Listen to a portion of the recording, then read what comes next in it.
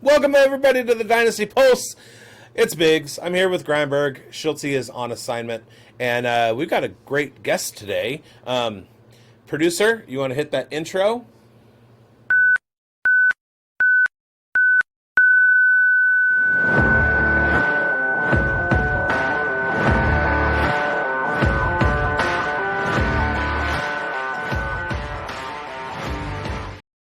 That's not the intro I was talking about. Our guest today is James D. Koh, at James D. Koh on Twitter, James Koh. He is co-host of the Reception Perception podcast, and he just launched his own website, sleeperkingfootball.com.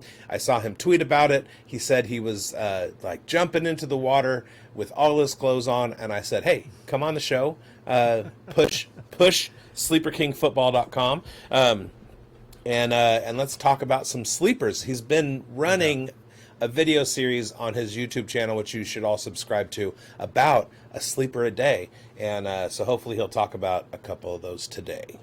Yeah, a sleeper a day will keep the doctor away for sure. If you could check out the new website, the new venture, that'd be great. We started this thing from the ground up, man. It's just been my baby, man. So I don't know. It's been a little stressful. I've never worked so hard to make so little money, to be honest with you, but that's okay. I feel good about it. I think you just hit us both where we live. All right. Because Mike did so much work for free, I'm going to go ahead and hit this real quick. James Koh.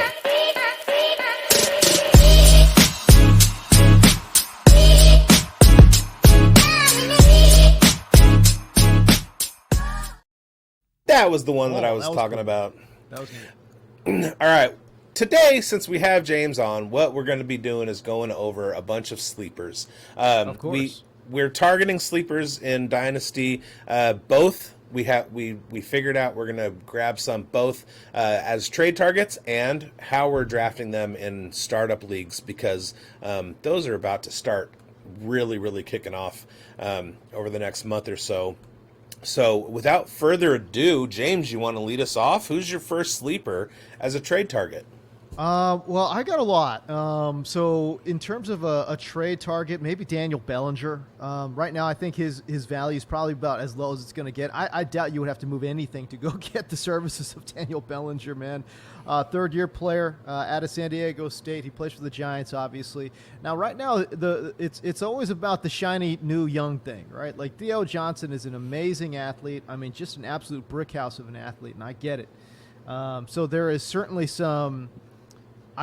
There's a lot of volatility by making a move for Daniel Bellinger. But if I'm right, Daniel Bellinger to me gives me some serious Mark Andrews vibes, man. This guy can play. This guy catches absolutely everything. He's got a career 87% catch rate. 87% catch rate. He's catching everything. And this guy's running big boy routes too, right? Like, I do not want people to think like, oh, he's catching 87% of these like little crappy checkdowns. No, that's not what this guy is doing, man. He's got 10.2 yards per reception last year.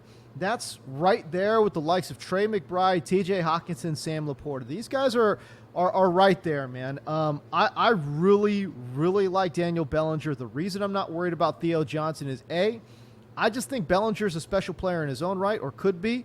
And B, I think Theo Johnson, if everything holds, I think he's just a developmental player right now. You know, again, huge athlete, unbelievable athlete is Theo Johnson. But I just think he's a year away. And I do think that this is a year that Daniel Bellinger is going to come out, establish himself as an absolute go-to player in this passing attack. And, you know, there are also aspects to it, like does Daniel Bellinger, we tend to fall into this way of thinking, especially with the breakouts of Dalton Kincaid and Sam Laporta and Trey McBride, young guys who are starting to show out at tight end early when normally it would take 3, 4, or 5 years for a tight end to break out. It might take Theo Johnson a little bit of time. He wasn't the first tight end off the board. He wasn't looked at in the same light as, say, Ben Sinnott or Brock Bowers even. I mean, nobody was right. Brock Bowers, but I saw a lot of people, especially in the fishbowl, who were drafting both Bellinger and Theo Johnson, and just basically waiting for the depth charts to come out in August before they decided who they were going to stick with. So I love the call. We were on Bellinger earlier in the season before the draft just because of the prospect of Waller retiring and the fact that Waller, even if he had stayed in the organization, can't stay healthy. So Bellinger was definitely like a very late round target, and Andrew Cooper agrees with you. So you have that going for you, which is nice. Listen, I also want to point out the fact that I don't think that we're all extolling the virtues of Theo Johnson's athleticism. Don't sleep on the athleticism for Daniel Bellinger, okay? 6'5", 255 pounds. He ran a 4.6 40, a 4.6 flat, right? So this guy can run, and he's got a 35-inch vertical at 255 pounds. So it's not as if we are talking about, some guy who's a stiff out there. That's not the case. Bellinger can move. And again, just throw on some Bellinger tape. The guy can move, and he's just got great hands. He can run some routes. I just think he's a lot further along in his development than Theo Johnson right now.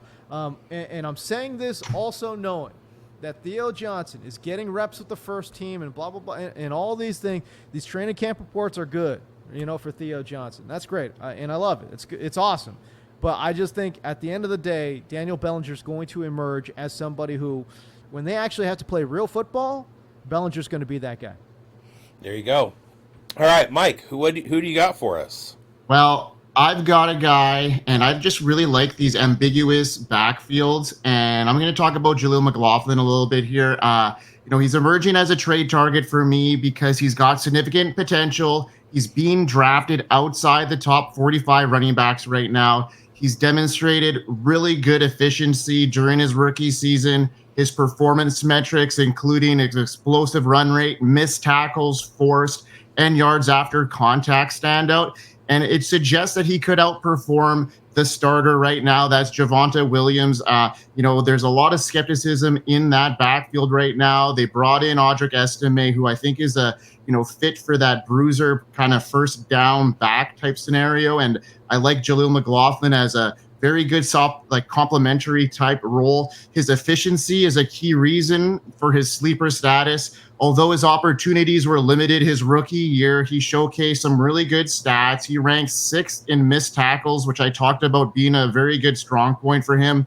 This is particularly noteworthy given Williams' struggles last season, McLaughlin's ability to generate yards after contact and contribute significantly in the passing game.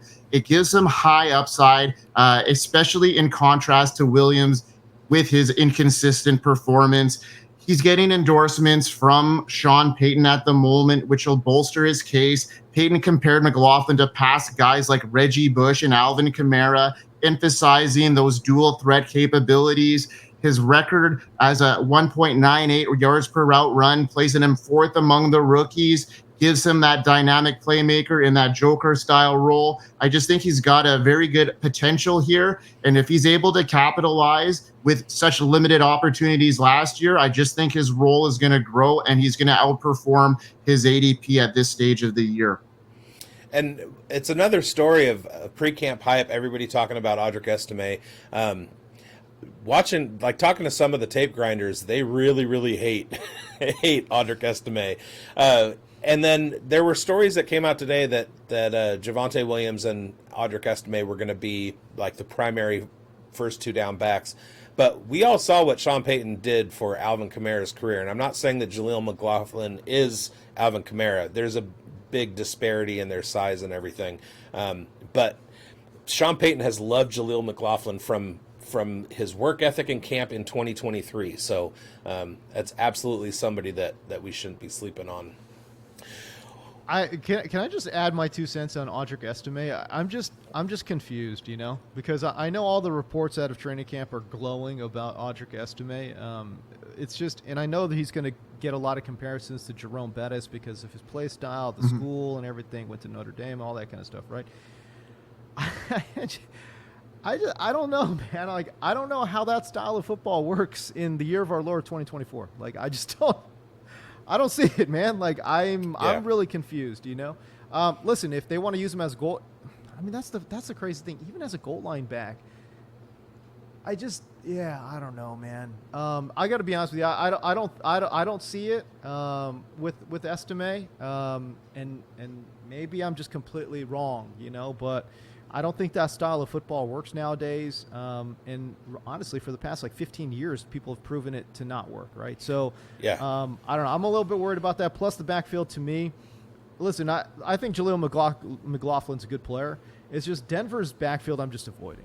We're talking about an offense that I don't think is going to be very good at all. What's the touchdown upside overall? And, man, Sean Payton has shown he don't care, dude. He's down to play 3-4 backs. It's all good, dude. So, well, I'm kind of avoiding Denver. I happen to be wearing a Raiders hat, and I watched last season as a garbage quarterback tried to captain the team in the first half of the season under Josh McDaniels, and that was Jimmy Garoppolo. And Jimmy Garoppolo could not throw the ball downfield. He wasn't good. And what did opposing defenses do? They stacked the boxes, and they shut down Josh Jacobs, essentially.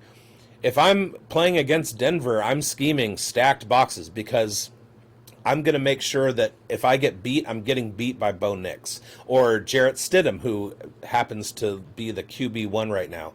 But again, this is August 1. We are in the heart of signal versus noise season, and so we have to kind of take all of that into consideration.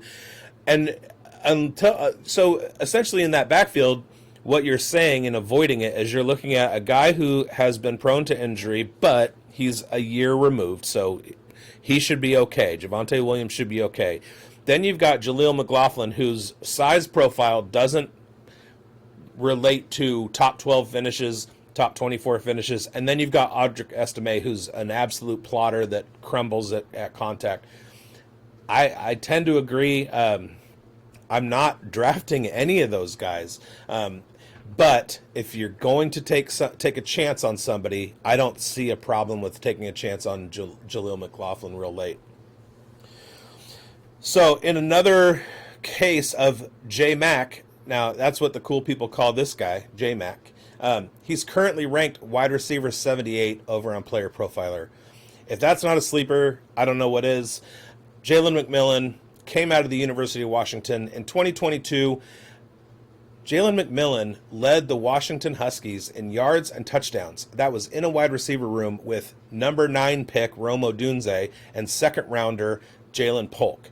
He was supposed to have a huge coming out party in 2023. He got hurt. Jalen Polk ascended. And it's been reflected in the NFL draft and in rookie drafts and in startup drafts and in redrafts. Jalen Polk is the one that has all the heat right now. Jalen McMillan is absolutely showing out in camp at the moment. Baker Mayfield is on record calling him a stud and saying he's legit. So he's paired with the Bake Show in Tampa. He's turning heads all over camp. Todd Bowles loves him. He's currently listed on our lads as the wide receiver 4, but he's being talked about as the third wide receiver onto the field in 3 wide receiver sets. I know that they're moving Godwin over to the slot, which is his more natural position, but his value is suppressed. I just drafted him in my home league rookie draft with the 403. 4th round in rookie drafts. Over the last 30 days, he's gone straight up in trades for 25 seconds, 25 thirds. Jerry Jeudy a couple of times, Quentin Johnston, Devin Singletary, Tyler Lockett, and Cade Stover. And I'm taking every single one of those deals for Jalen McMillan. Now, you have a little bit of reception perception perspective. Where do you guys stand on Jalen McMillan? Am I right in thinking that he is much, much better than the 2023 postseason steam got? Yeah, so it's a little bit tough, right? Because it's a crowded wide receiver room there they had at UW. Jalen McMillan was obviously dealing with a lot of injuries throughout his entire 2023 season. And they also stuck him into the slot, which was, I don't know. I don't know if that was a great role for him, So that being said, the numbers from reception perception from 20, his prospect profile is not very good.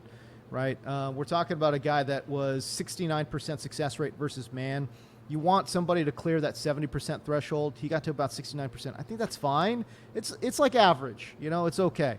But then his zone success rate was at 74%. Now that number we'd like to be up closer to 80%, especially if you're going to be playing out of the slot. You're going to be looking at zone coverage a lot more, right? So at 74%, that wasn't good. That scored as a 19th percentile in terms of prospect numbers there for Jalen McMillan.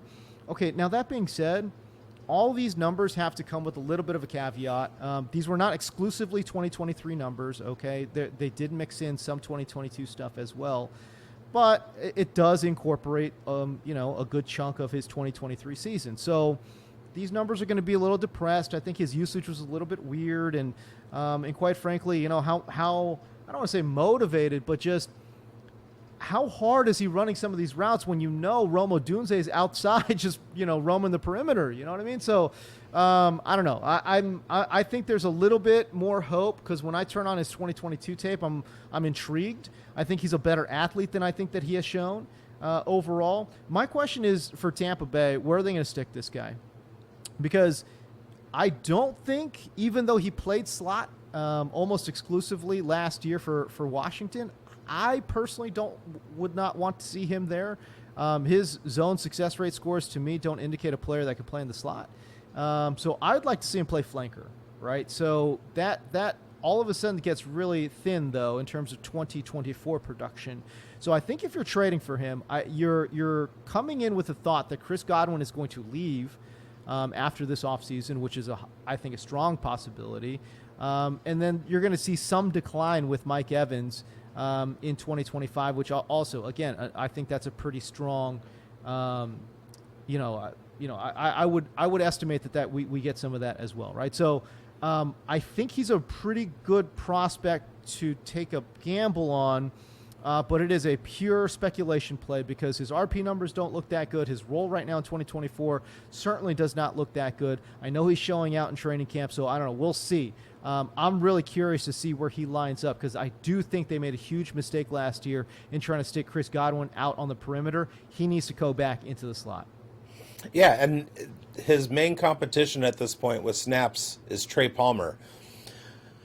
What I mean, are you tossing him up? Does Trey Palmer fit as an X or a Y? Like, how is that for competition?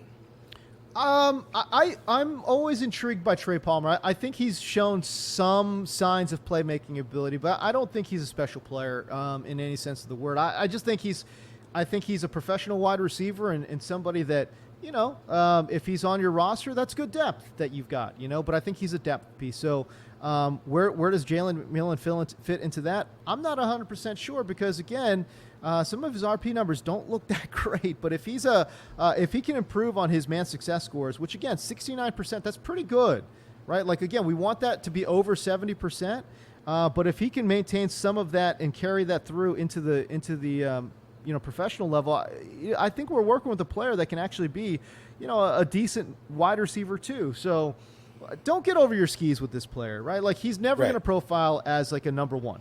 Right, but he could be a very solid number two, and quite frankly, if he showed some of that explosiveness that he showed in 2022, he can certainly be a big play threat down the field as a flanker as well. Yeah, and he's apparently doing it in camp. Baker loves the way he attacks the ball, uses his hands, uses his body. He's definitely been impressive. All right, who you got next? I think I'm talking about a wide receiver. It's funny, like trade targets. I don't know. I just talk about sleepers, period. Right? It's like, sure. Can I talk about Jaylen Wright? Yeah. I don't know. I don't think he necessarily fits this trade target, talk. But I really like this guy, Jaylen Wright, man, a lot. I think that he's got a possibility to be an absolute game changer, game wrecker. Somebody who can. I mean, in redraft, this guy is going to go undrafted in most spots, and I'm telling you, this is a player that I just need on my team. I think he has the possibility to be a true league winner at some point if he is given the opportunity. Now, let me just say this. Everyone who is not buying in on Jaylen Wright, you should also not buy in then on on the rest of the Miami backfield as well, okay? And the reason I say that is because if Raheem Mostert plays 15 games, Devin Achane is not going to return value the way that you think he's going to return value, okay? Everyone is banking on Raheem Mostert missing a lot of time, not just a little bit of time, but a lot of time. That's how high people are drafting Devin Achane. But the bottom line is this. Achane is not going to be the starter if Raheem Mostert is there, period. He's 188 pounds. He's already dealt with shoulder and knee injuries in his very short career. And I just don't think that he can take on a 70-30 workload split. That's just not... Again, he's a sub 190 pound, running back. To me, he does not profile as somebody who's going to be an every down dude. It just doesn't make sense, especially a player who has already shown injury history. That to me is problematic, right? So now Jaylen Wright is going so late. Again, in redraft, he's going off the board. In Dynasty, he was, an afterthought as well. But he's 210 pounds. He ran a ridiculous 4.39 40. I get it from an on-field production standpoint, he wasn't good. But you have to understand, Tennessee's offense was not friendly towards running backs. They had all of these shotgun up the middle, gun run plays that just go right up the middle. No running back is going to succeed in those situations. Now, when I did see him kick it outside, that 4.39 speed matched with that 210 body, I thought he showed a lot of something, right? So when he goes to Miami now, Miami ran the second highest percentage of outside runs last year. Yep. When we see that paired with Jaylen Wright, I think we're going to see a player that can absolutely explode. So, again, he's a player that you don't have to move heaven and earth for, and you want to make this move early rather than late, because especially in Dynasty, you want this guy on your taxi. You want this guy sitting late in your bench, because when he comes around, I think he could be an absolute game changer. He's a prototypical Mike McDaniel running back with his speed and his size. He had one of the highest box adjusted yards per carry, or he saw some of the most loaded boxes in college football last year on that Tennessee offense. But on tape, when he hits that edge on outside zone reads, he is really, really good. And speaking of my home league, he was my 3-7 pick. All right. I love Jaylen Wright. I didn't like his tape, but as far as his athletic profile, and when you really start to kind of dig into more of the analytics, the boxes that he was seeing, and some of his outside runs, it starts to put it a little bit more into perspective. And I've been a big buyer, especially with his sleeper potential and the fact that you can get him at such a good value. I think he's a smash too. What do you got for us, Mike? Who's your next guy? I like that call too there, the Jaylen Wright call. I think even if Mostert were to miss any sort of time, Jaylen Wright's going to rock right in there and take on those touchdowns, and I just think that's a really good call. For me, my next guy is Jaylen Warren. He's just his explosive metrics last season. He's just got a lot of potential in my eyes. His rank third in explosive run rate, first in missed tackles forced per attempt, and second in yards after contact per attempt. These impressive stats reveal his ability to produce consistently, making him a standout option for fantasy gamers. Despite splitting snaps with Najee Harris, Warren's performance in key areas suggest he is primed for a breakout season. His role in the Steelers' backfield, I think, is going to expand in 2024. Last season, he had a solid showing, 210 touches. He had 1,154 yards, including a really good 74-yard run, showing his, breakaway speed and the fact that he can get yards after contact, despite, his draft value further amplifies his appeal. His average draft position right now is around 90, and it represents a great bargain for me, especially in PPR leagues where I see him, out-dueling Najee Harris this year. Highlight that he's, in really good shape. Mike Tomlin acknowledges his progress and his dedication to running. I just think that this year is his year to surpass Najee Harris, and for the ADP he's given people, I just think he's set for a significant impact. I think he could break the top 24 this year with a run-heavy approach coming from the Steelers, and we know they like to run the ball quite a bit. Yeah, and we're looking at Arthur Smith going, do we have another Bijan, Tyler Algier situation on our hands? I love Jaylen Warren's efficiency. I was part of the drumbeat pre-2023 that was calling for him to be the RB1 and Najee take a back seat. But Najee does have a role. If they can increase Jaylen Warren's touch percentage, he could absolutely go off with his efficiency rate. What do you think, James? When I think about Jaylen Warren, I know he's going to be playing for Arthur Smith, and to me, when you think about Arthur Smith and Mike Tomlin, two guys that absolutely want to establish the run and get the run going. I mean, it's peanut butter and jelly, it's hot sauce and fried chicken. These two guys are going to be running that rock. They are going to establish the hell out of that football. Okay, so for me, I just think we're talking about huge volume here potentially for Jaylen Warren and Najee Harris. To be honest with you, honestly, I'm not even worried about either running back. Like, I'll take both of those guys at current ADP. Like, even if it is a 50-50 split, go ahead, sign me up. I'm down. Like, I think both those guys are going to outperform their respective ADPs. Even if Najee takes a back seat, which, by the way, I'm not 100% buying that.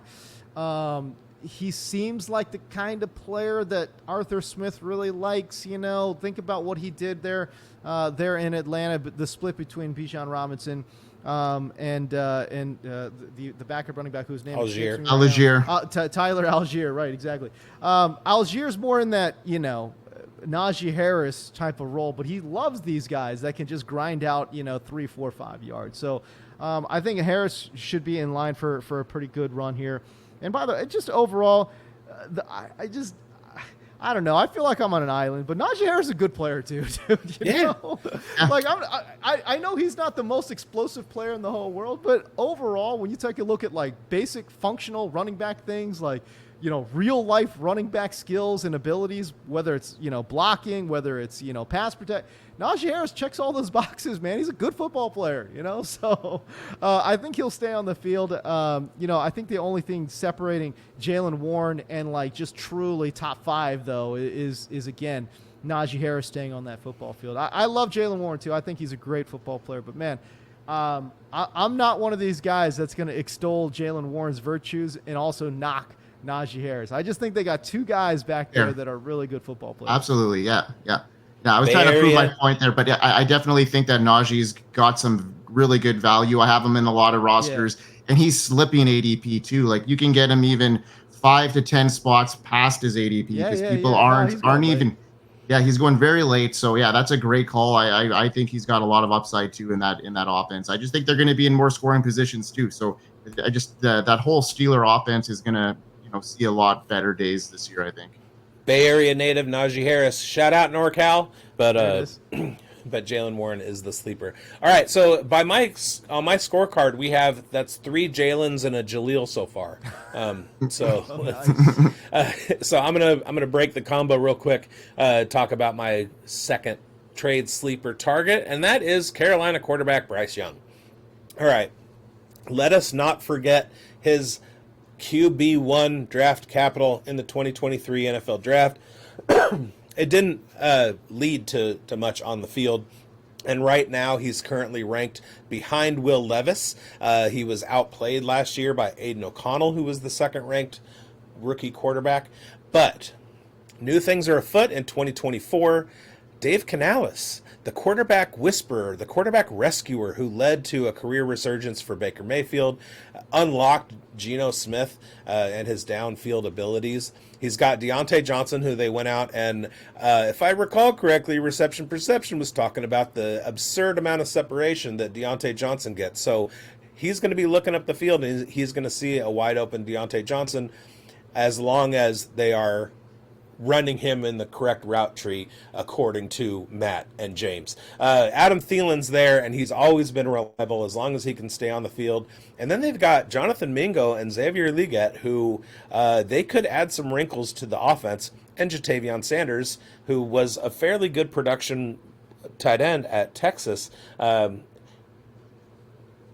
Bryce Young is not devoid of weapons in that offense. Right now, He's been traded straight up for Raheem Mostert in Dynasty Leagues, who, if I'm getting off a 32-year-old running back for a QB who's coming into his second year, I'm doing that. He's been going for 25 first-rounders. He's been going straight up for Aaron Rodgers, Tyjae Spears, Kirk Cousins, another, like, get off the veteran whose days are numbered and get on the Bryce Young train. Jaden Reed and T. Higgins, that's a little bit...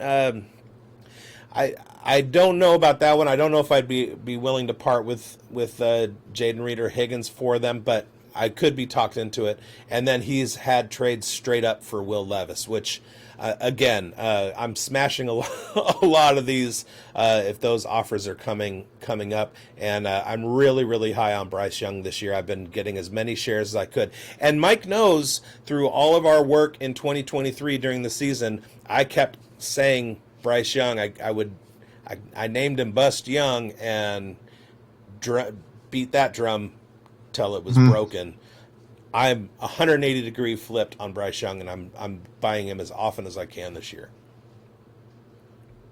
Well, I think Bryce Young's value is about as low as it gets, and certainly they've done a lot to, try to reclaim some of that value. I think he's just been. It's been incredible what Canales has done with Geno Smith and Baker Mayfield in terms of quarterback reclamation projects. And unfortunately, even though he's a second-year player, Bryce Young is certainly a quarterback reclamation project. Yeah. As we sit here today, they've surrounded him with great weapons in Deontay Johnson. You talk about certain routes. No, it doesn't matter. Deontay Johnson runs every route well. This guy's an absolute one of the best separators in reception perception history. I'm not saying he's one of the best receivers in RP history. I'm saying he's one of the best separators because after the catch, he does some funny things that you're just kind of like, hey, brother, just stop doing that,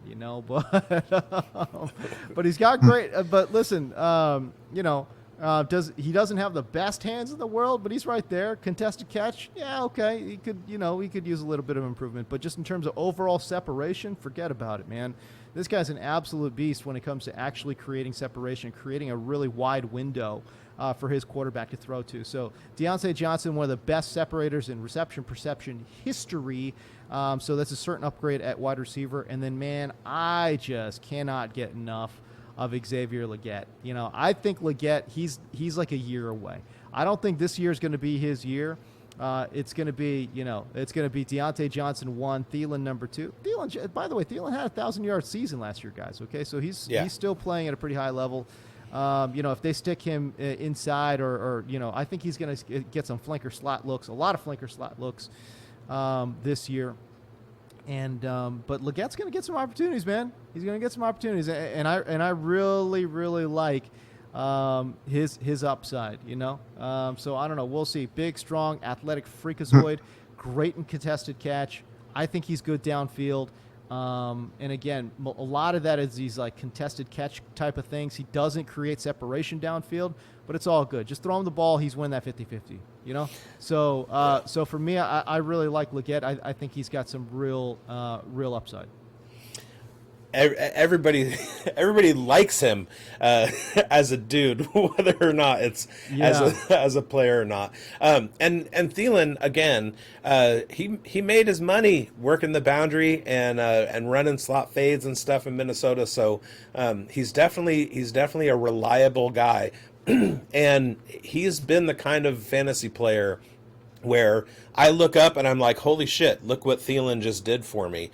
And then he disappears somehow. But he'll have stretches of 3, 4, 5, 6 games where like he's your wide receiver 1 for a little bit. As he gets older, as he deals with, being injured more often and things like that, we'll see where he goes. But I like him. He's just a good, reliable target. All right. Where are we at? I think James. Yeah, we're at James's next one. He's got number 3 here. Give us another sleeper, James. All right, let's see here. Let me talk about Tyrone Tracy here for the New York Football Giants. Again, backup running back here to Devin Singletary. But Tyrone Tracy, rookie out of Purdue, ran a very respectable 4.48 40, posted a super impressive 40-inch vertical. Man, if you turn on this guy's tape, it's a fun watch, man. He's a rugged runner. He doesn't shy away from contact. The crazy thing about this guy, he's a converted wide receiver. You know, he only played 1 season as a full-time running back. And when I did some research on him, what I really liked to, this is just fun. This is a fun factoid. I don't even know. It doesn't pertain to anything, but just a fun factoid. Senior season of high school, my dude ran for 1,400 yards and caught 1,100 yards receiving. That's 2,500 yards scrimmage. He scored 29 touchdowns, 29 of them.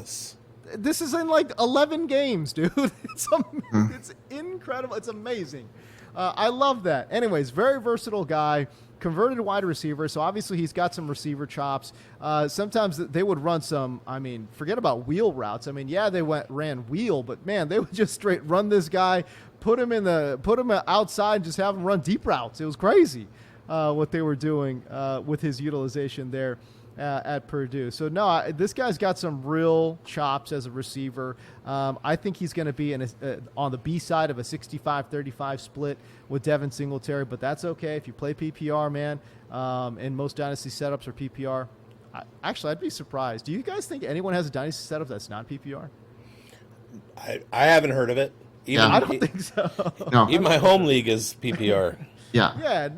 Anyway, so yeah, if you're playing Dynasty, you're playing PPR. So anyways, whatever. This guy's he's going to be, I think, a reliable PPR flex play for you, but with upside for more. You know, Devin Singletary, and listen, again, I do not want to begrudge Devin Singletary. I like Devin Singletary. I think he's a professional running back. He does a lot of things well. He could run outside. He could run inside. He's just a good, solid player. He's never going to be a star, but he's a solid-ass player. Now, that being said, that's not a super high bar to clear for Tyrone Tracy, right, to surpass him as either, let's say, I'm projecting him. On Sleeper King Football, we're projecting him with a 65-35 split, right, on the medium side. But on the high side projections, I don't see why he can't have a 50-50 split, right? And again, there's injury, upside built into that too. So again, I just want these guys, when we're talking PPR formats, you want running backs that are young, that can catch the football and have some upside for more. That's Tyrone Tracy. So I really like the potential upside for this guy. And again, if we're talking dynasty, who knows how long Devin Singletary is there? Maybe he's there this year and they move on. Maybe he's there for 2 years and they move on. But Tyrone Tracy's going to be there, man. And again, I don't think, given the current regime, they're looking at running back anytime soon. You know? So Tyrone Tracy's going to have an opportunity, I think, to really establish himself and step forward. He's a Scott Fishbowl draft darling because of his return upside, and I only have one. I only have one critique of Tyrone Tracy, and it has nothing to do with his age, but he is an Aiden O'Connell favorite. My only critique of Tyrone Tracy is I tried to get him to do cameo videos for my draft picks in my home league, and he canceled the order. And didn't do it. Of all the players, we chose Tyrone Tracy. Wait, who is there? Somebody who's a Purdue fan? What's going on out here?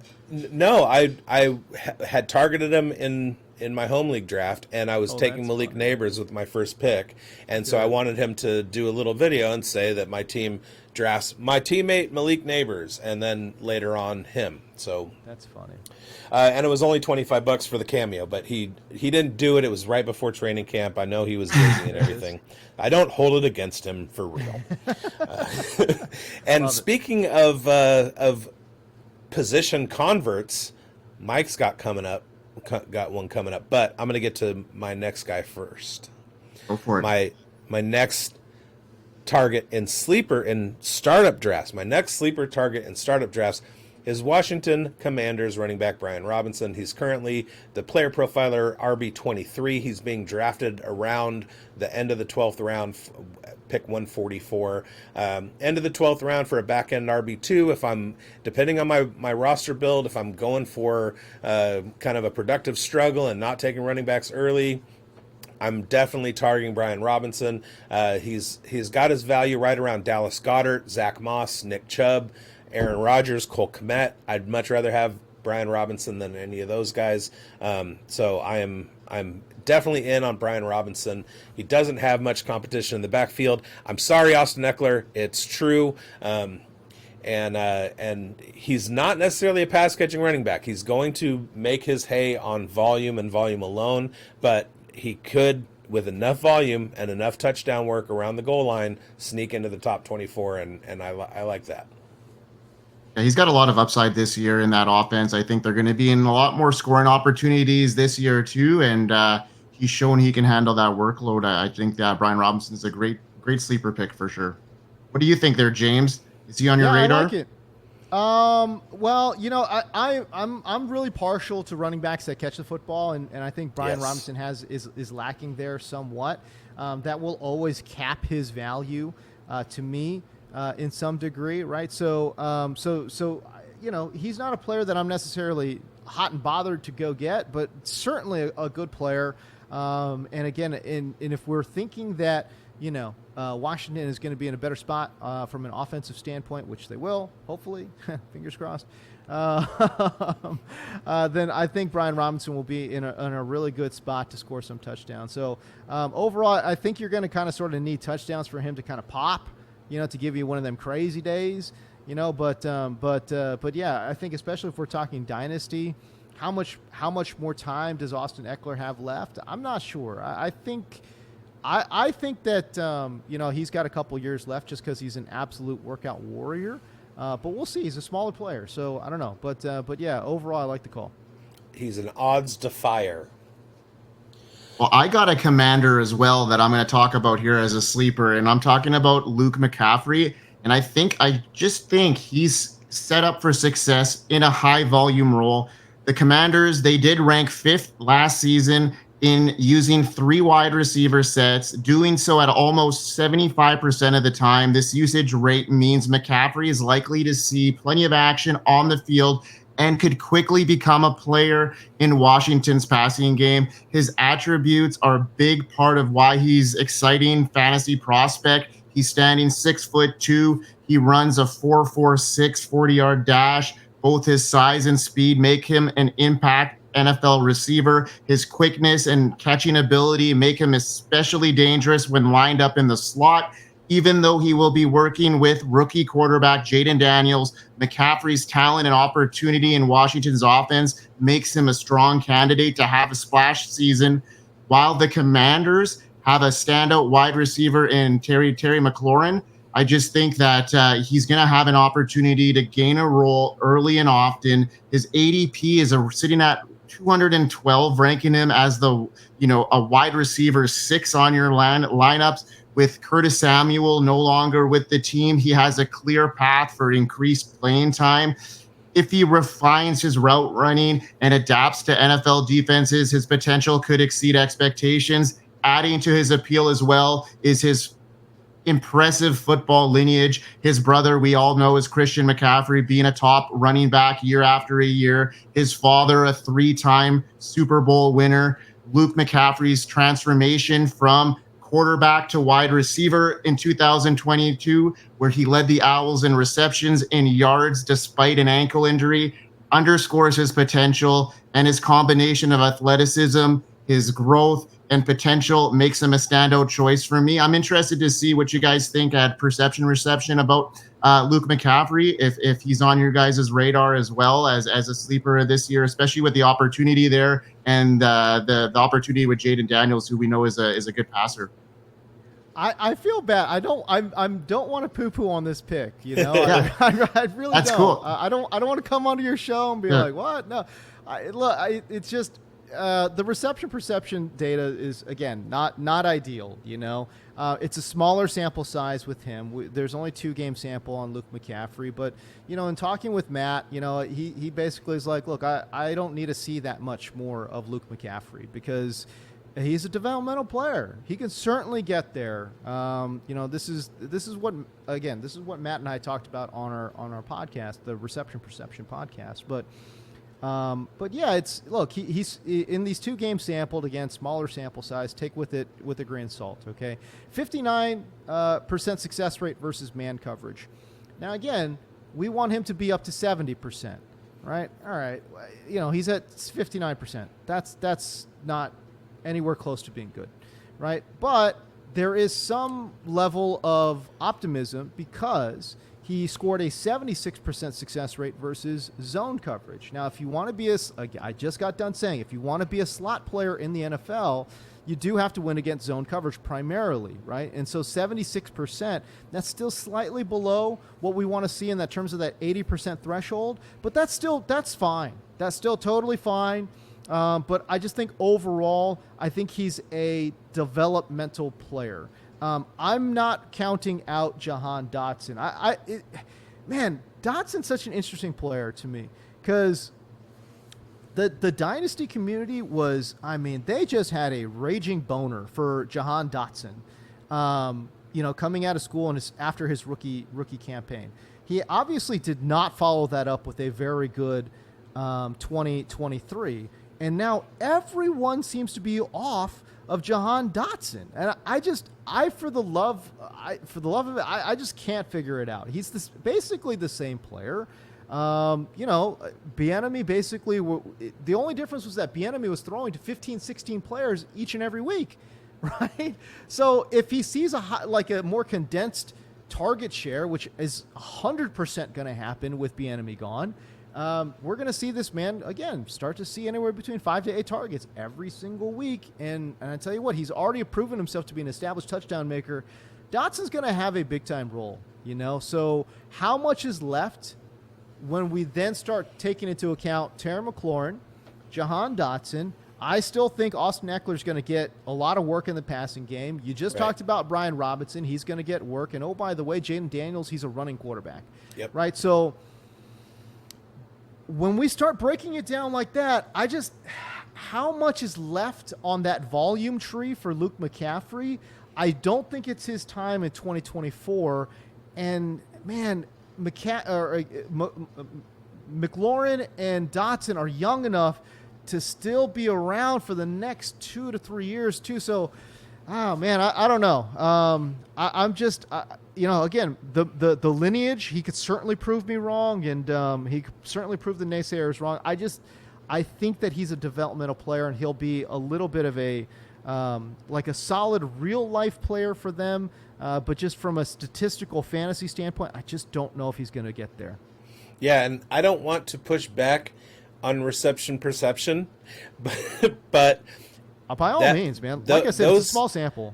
Those evaluations were on Luke McCaffrey, who was a recent convert to the position, going up against guys who were in their third, fourth, sometimes fifth year as wide receiver in college that also played 3 or 4 years working on routes, working on line get off, working on body positioning and things as a wide receiver throughout their high school and college careers before they got to the NFL. So he doesn't have those reps.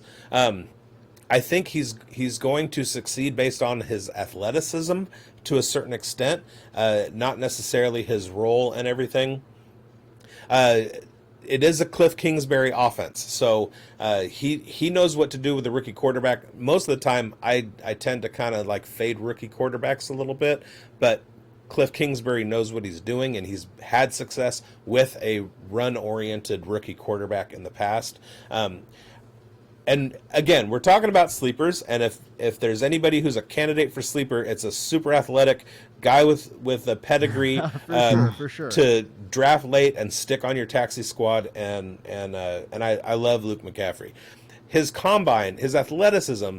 Daniel Jeremiah was comping him to Garrett Wilson because of his size and speed and everything, which was like crazy to watch in real time.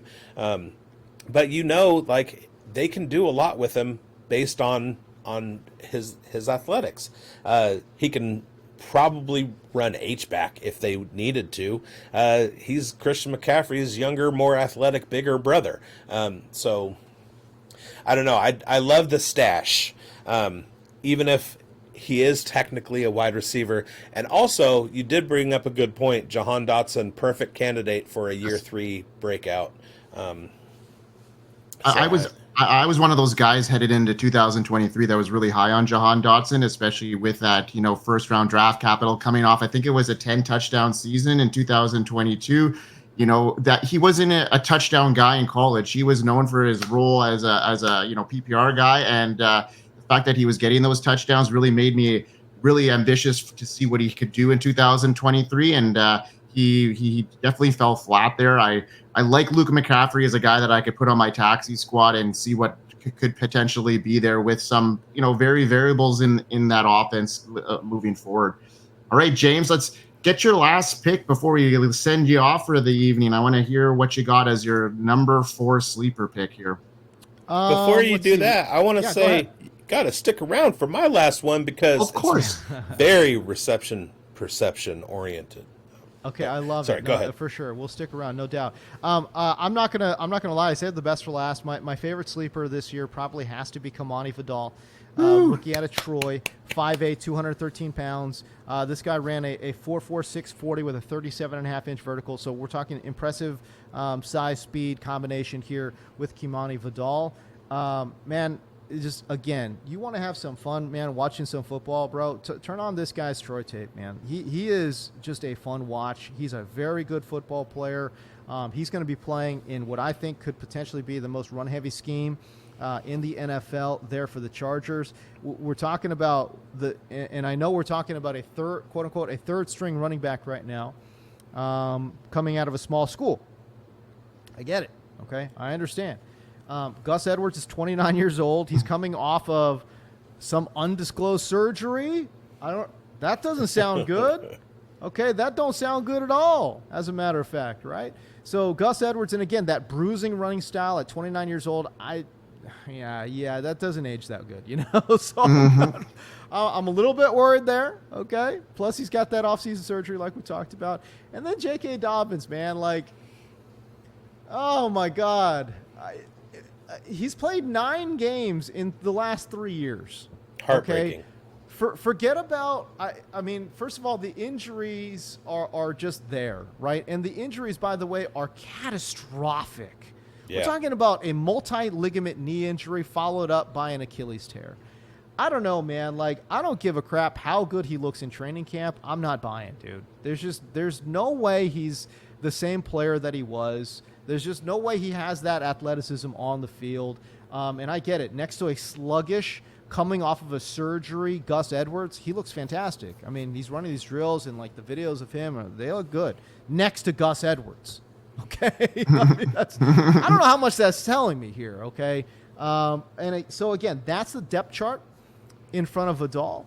And to be 100% honest with you, because of the lack of playing time that J.K. Dobbins has had over the last 3 years, I do think it is a disrespect to the game of football, as a matter of fact, to say he can just come in and just play at a high level like nothing happened. It's just so hard. It's just this is a hard-ass game, guys, So I don't think J.K. Dobbins is going to be a really huge factor. If Gus Edwards is the starter, do not be surprised if Kimani Vidal ends up being the number 2 just outright. Okay, he doesn't need injury, doesn't need any. He's just outright the second best running back on this team.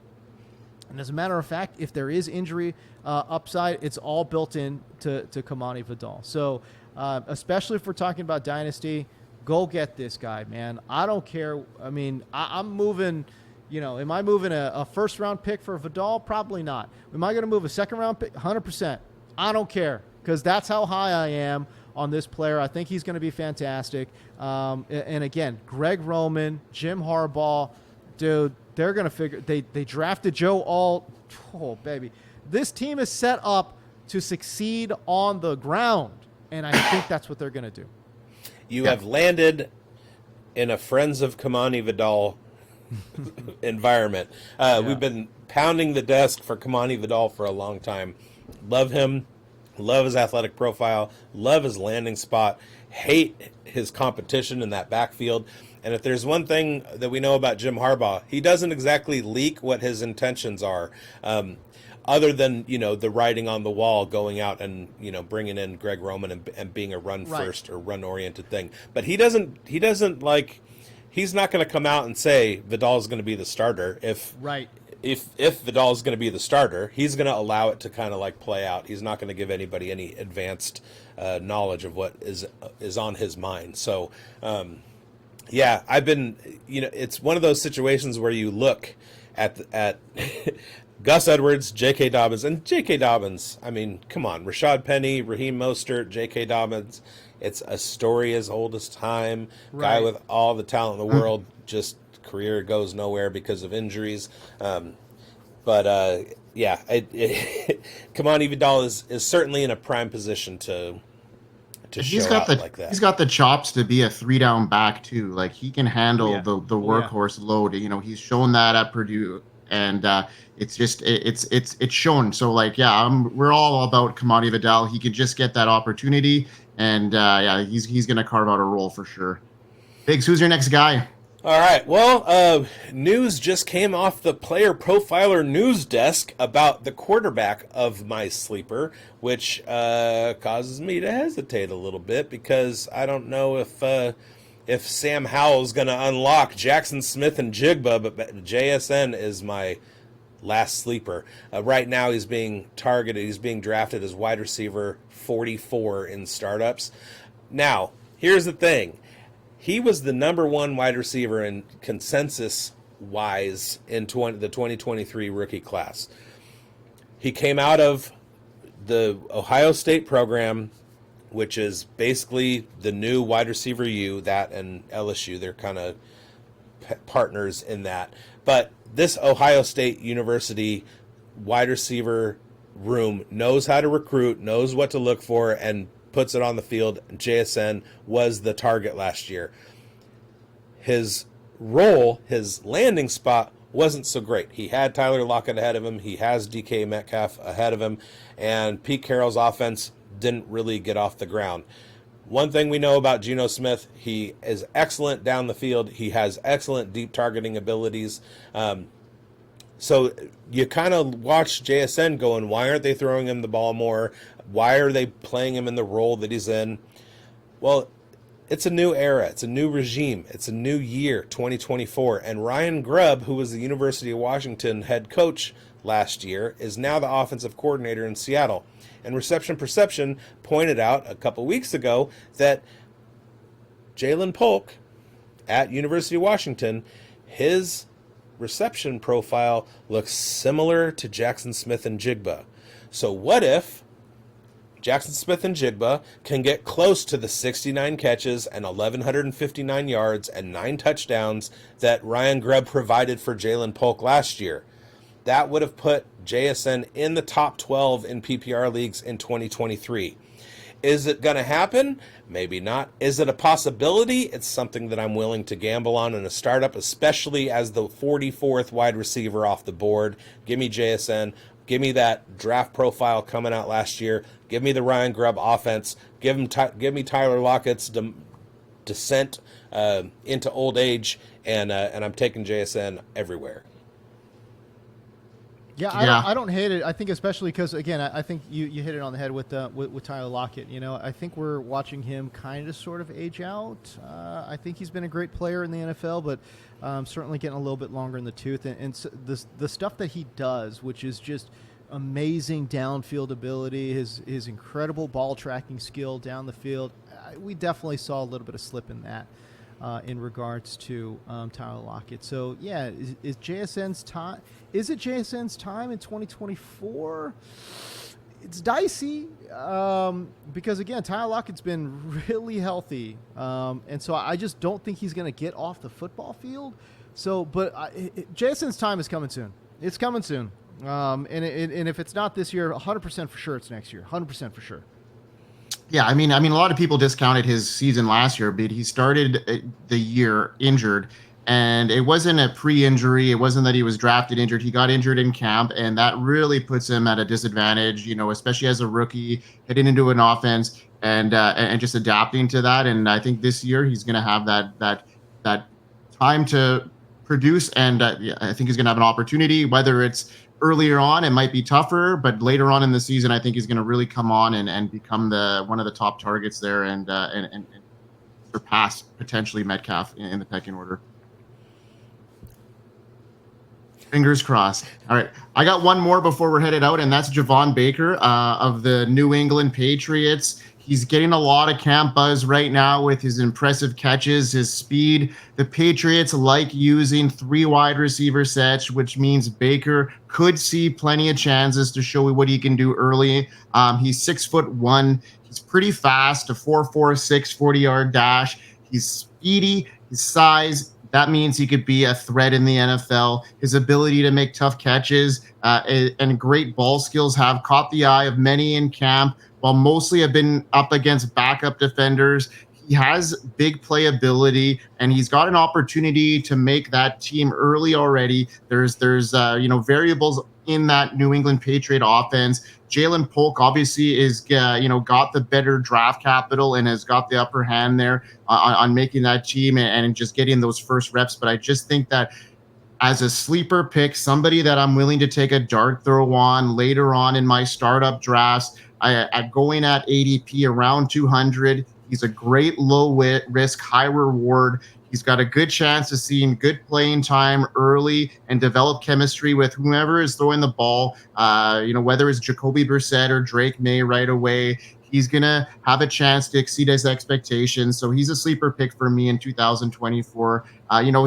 He's had some issues with his attitude, and maybe that's what people think that is, getting him off of Baker, getting that draft capital earlier. But I like his situation, and he's got an opportunity to make that roster early and become a sleeper pick later on.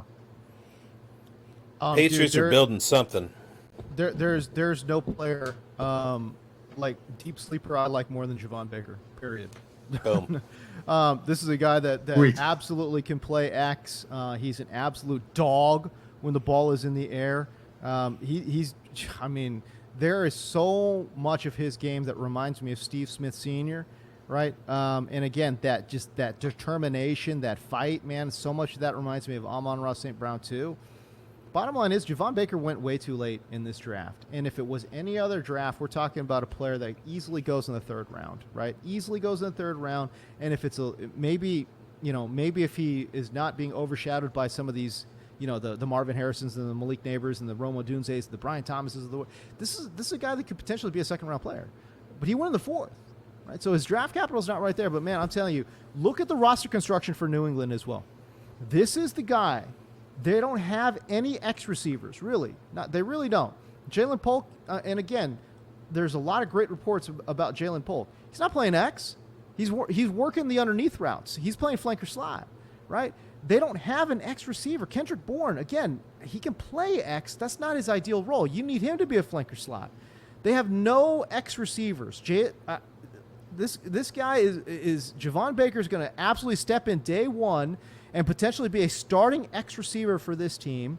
And I think he's going to get tons of snaps. And if I'm right, if the reception perception data is right, where this guy's beating, he's beating you deep. Okay, he's beating you on the comeback route. He's beating you on the slant route. He's beating you on the nines and the posts. Come on, man. He's beating you long, intermediate, and short. So for me, I love the role. I love the data that we've got with him regarding reception perception. And dude, I think the world of him. And when we're talking about deep sleepers, like this is the guy that I need to get on my roster.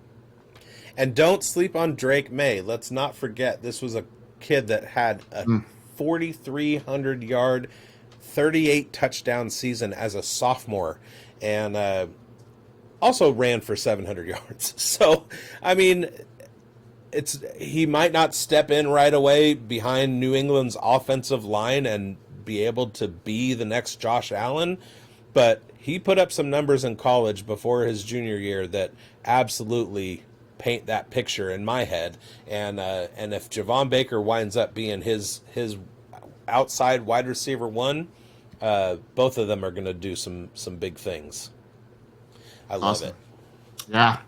And James Koh. if I'm not mistaken, Grindberg, you worked some magic in the Chalks Omega League to grab Javon Baker, and yeah, good job on you.